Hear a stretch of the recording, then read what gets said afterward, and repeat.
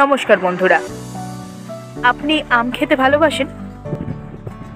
আচ্ছা, আপনি দই খেতে ভালোবাসেন? ও, আপনি দুটোই খেতে ভালোবাসেন? তাহলে এই রেসিপিটা শুধুমাত্র আপনাদের জন্য। সাথে যারা মিষ্টি ভালোবাসেন তাদের জন্য এই রেসিপিটি। একবার যদি বাড়িতে তৈরি করে ফেলতে পারেন, ব্যাস, তারপরে এই রেসিপিটার প্রতি জাস্ট অ্যাডিক্টেড হয়ে পড়বেন। মনে হবে রোজ তৈরি করি, রোজ খাই, রোজ খাওয়াই। চলুন শুরু করে দেওয়া যাক আজকের রেসিপি। নাম দিলাম পাকা আমের ভাপা দই। কিভাবে বানাবেন? জাস্ট তুড়িতে বেনে যাবেন, মানে এক তুড়িতে রেসিপিটা তৈরি হয়ে যাবে। বকবক করবো না, তার আগে আপনাকে স্বাগত জানাচ্ছি।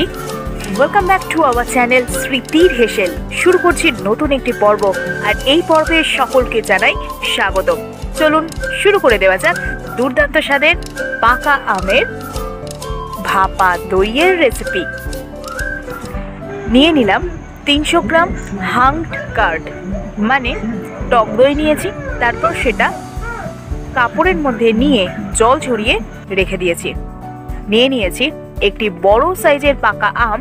তারপর সেটা ভালো করে পাক করে নিয়েছি চিনি দিয়ে। ওই মিনিট 7 মতো পাক করেছি। এবার জল ঝরিয়ে নেওয়া টক দইতে মিশিয়ে দিচ্ছি পাকা আম এবং চিনি দিয়ে যে মিশ্রণটি রেডি করেছিলাম সেটি দিয়ে দিচ্ছি। অল্প অল্প করে দেব প্রথমে, তারপর প্রয়োজন হলে আবার দেব। এরপর টেস্ট আরেকটু বাড়িয়ে তোলার জন্য দিয়ে দিলাম 3 চা চামচ গুঁড়ো দুধ। এরপর ভালোভাবে মিশিয়ে নিচ্ছি। এক্ষেত্রে কিন্তু কোনো রকম জল ব্যবহার করবেন না। চাইলে আপনি কনডেন্স মিল্ক ব্যবহার করতে পারেন। আমি আমের ফ্লেভার আরও বাড়িয়ে তোলার জন্য অবশিষ্ট আম চিনির মিশ্রণটি ব্যবহার করেছি। ভিডিও খেয়াল করুন, বুঝতে পারবেন ব্যাটারের থিকনেস কেমন হবে। এরপর একটি স্টিলের বাটি নিয়েছি। আপনি এয়ারটাইট কোনো টিফিন কন্টেনার ব্যবহার করতে পারেন, কিন্তু খেয়াল রাখবেন সেটি যেন স্টিম করা যায় সেই উপযোগী একটা এয়ারটাইট কন্টেনার হতে হবে। তো সবার বাড়িতে স্টিলের বাটি থাকে, সেই স্টিলের বাটি নিয়ে নেওয়াই শ্রেয়। এবং এর মধ্যে দিয়ে দিলাম 1 চামচ গাওয়া ঘি এবং সেটি ভালোভাবে ব্রাশ করে নিয়েছি। এরপর আম, চিনি এবং দুধ এবং টক দইয়ের যে মিশ্রণটি তৈরি করেছিলাম সেটি বাটির মধ্যে ঢেলে দিলাম। তারপর ভিতরে যাতে কোনো এয়ার বাবলস ক্রিয়েট না হয় তার জন্য মিশ্রণ সমেত বাটিটি দুবার ট্যাপ করে নিয়েছি। ভাপা দই নাম শুনেই বুঝতে পারছেন যে এটিকে স্টিম করতে হবে। তার জন্য অবশ্যই ওপর দিয়ে একটা ঢাকা দিয়ে দিতে হবে এবং ঢাকনাটা এমনভাবেই দিতে হবে যাতে ভিতরে জল প্রবেশ না করে। আপনার বাড়িতে যদি ফয়েল পেপার না থাকে তাহলে আমার পদ্ধতি অবলম্বন করুন। উপর দিয়ে আরও একটা স্টিলের বাটি যেভাবে ভিডিওতে দেখানো হচ্ছে সেইভাবে ঢাকা দিয়ে দিন। দুটো বাটির জোর মুখ বরাবর যেভাবে বিরিয়ানির হাঁড়িতে ময়দা লাগিয়ে দিই ঠিক সেইভাবে সিল করে দিতে পারেন। কিংবা আপনার বাড়িতে যদি এই ধরনের স্টিলের প্লেট থাকে তাতে যেভাবে ময়দা গোল করে আটকে দিয়েছি সেইভাবেও আটকে দিতে পারেন।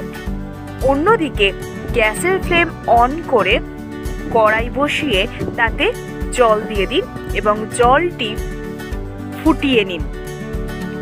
এরপর মিশ্রণ সমেত বাটি স্ট্যান্ডের ওপর বসিয়ে স্টিম করতে দিয়ে দিন এবং অবশ্যই যে আঠা লাগানো স্টিলের প্লেটটি মিশ্রণটি সমেত বাটিটির ওপরে ঢাকা দিয়ে দিতে হবে।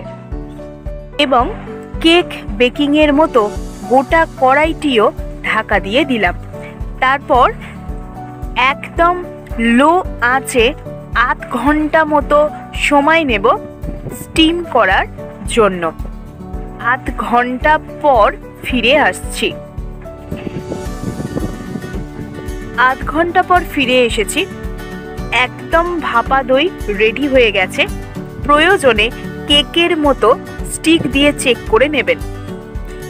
ঠান্ডা হওয়ার জন্য এরপর অপেক্ষা করতে হবে। ঠান্ডা হয়ে গেলে আর একটু ভালো খেতে লাগার জন্য আপনি আধ ঘন্টা ফ্রিজেও রেখে দিতে পারেন। তারপর যেভাবে ভিডিওতে দেখানো হচ্ছে সেইভাবে বাটি থেকে ভাপা দইটি বাইরে বার করে নিতে হবে। গার্নিশিংয়ের জন্য ওপর দিয়ে একটু কাজু বাদাম এবং আমসত্ত্ব কুচো করে ছড়িয়ে দিলাম। আমসত্ত্ব বাড়িতে কিভাবে বানাবেন তার রেসিপি চ্যানেলে দেওয়া আছে, প্লিজ ভিজিট করুন আমসত্ত্বের রেসিপি। প্লেলিস্ট থেকে দেখতে চাইলে হোমমেড যে প্লেলিস্টটি রয়েছে সেখান থেকে পেয়ে যাবেন আমসত্ত্বের রেসিপি। এরপর কেটে নিচ্ছি এবং অবশ্যই সার্ভ করে দিচ্ছি। আপনাদের একটু দেখিয়ে দিই কত সুন্দর সন্দেশের মতো স্ট্রাকচার এসেছে, আর স্বাদও দারুণ হয়েছে। তাহলে পাকা আম থাকতে থাকতে অবশ্যই বাড়িতে একবার ট্রাই করুন পাকা আমের ভাপা দই। তারপর কমেন্ট করতে ভুলবেন না। আমার আজকের রেসিপি আপনার কেমন লাগলো? নিশ্চয়ই খুব ভালো লেগেছে। তাহলে প্লিজ লাইক করে দিন। আর চ্যানেলে যারা নতুন ভিজিট করলেন তারা প্লিজ চ্যানেলটি সাবস্ক্রাইব করতে ভুলবেন না। পাশে থাকা বেল আইকনটি অবশ্যই প্রেস করে দিন। আর হ্যাঁ, অল করে প্রেস করবেন যাতে আমাদের চ্যানেলে ভিডিও আপলোড হওয়ার সাথে সাথে আপনার কাছে পৌঁছে যায় নোটিফিকেশন।